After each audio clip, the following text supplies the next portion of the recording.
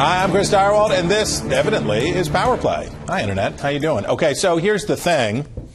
Either Donald Trump is a deeply aberrant Republican nominee, unlike anything that has ever happened before, or he's just a slightly less effective version of things that have been in the past. Is Donald Trump a normal Republican nominee who's trailing in a race, or is he someone worthy of disapproval? You know who can't make up their minds about that? Republicans. That's who. They can't decide. Do they want to purge Donald Trump, or are they going to reluctantly embrace him?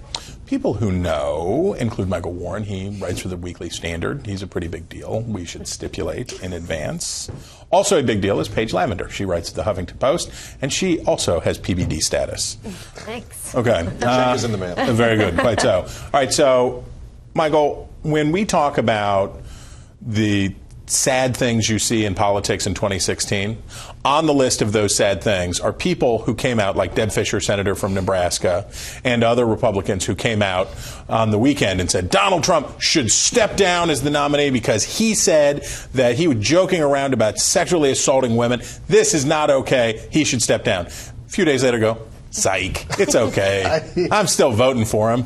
It's a perfect example of really the way politicians, particularly bad politicians, sort of engage in short-term thinking. You know, the immediate thing on Friday was that this is a nightmare and Trump's numbers are going to plummet. And a chance to get out. And that's right. And so they do. And then what happens on Sunday? He doesn't blow himself up at the debate. Now, that's a pretty low bar, but it's a bar that was set. Right. And then all of a sudden, it's looking like even somebody like Paul Ryan, who doesn't actually rescind his endorsement, just says, look, we're going to focus on the House. I'm not going to defend Donald Trump anymore. Stop talking. Right. Exactly.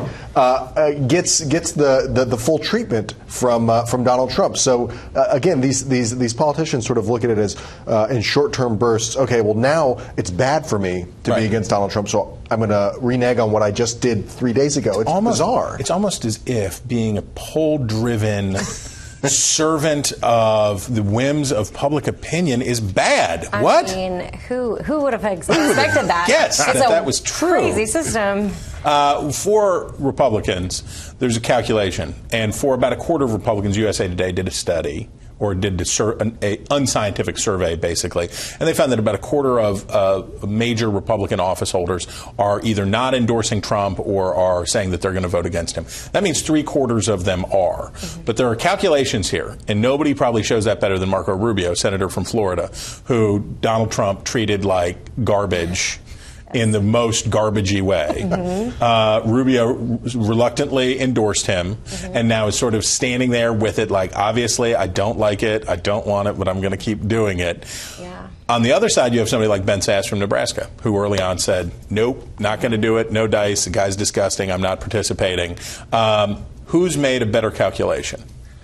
You know, I think the fact that either of them are sticking with their guns says something to their character. Or at least they're not flipping back and forth and trying to be swayed by the polls and by the things that are happening. Obviously, I'm thinking Ben Sasse probably made the better call because Trump is just But they're going to rip his liver out when it gets to the next time around. Rubio's betting that the Republicans are going to forgive. The Republicans who hate Trump will be quicker to forgive Rubio for standing by Trump than Trump-loving Republicans in Nebraska will be to stand by Sasse. Yeah, it's definitely going to be difficult for him, but I think when you look at the course of history, it's probably going to be better that he came out against Trump. The arc of history bends towards justice and Ben Sasse, apparently, is what we think. Who's also not on the ballot this year. That's a big difference in terms of the He's got a minute to let everything cool off. So, Michael, I'm going to say that there's 3 scenarios, agree or disagree. Scenario 1 is that Hillary Clinton beats Donald Trump like a drum, and like Campbellites returning to town to pick up their bedsteads after the world didn't end,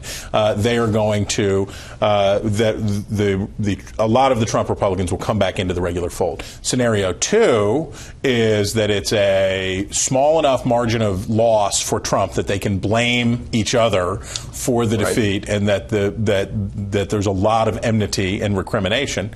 And then number 3 is that Trump somehow wins. Right? Yeah, those are the 3 possibilities. I have said 3 possibilities. I agree that those are 3 possibilities. Okay. Yeah. The most likely, I think, is at this point, it does seem like the trajectory is something like a pretty bad to just kind of bad like loss an for 08, Trump. like an 08. Yeah, like an 08, but maybe even likely a Well, little there could bit be worse. stink on it. There's no question. That's right. And there are a number Could be of 88. Senate seats that are in real danger here. Oh, yeah. And so the question really is, what does the party look like in that situation after Trump? And where, what is there a influence of Trump that hangs over the party afterward? And Paige, you would agree that the worst thing for the Republicans is Trump loses narrowly, and the bitterness stays forever, and so do the Trump vibe. I do think that would be bad for Republicans. Yes, I mean they're going to have to deal with. I think that there's going to be what's left of Trump hanging over the party even after the election, no matter how big or small the loss is.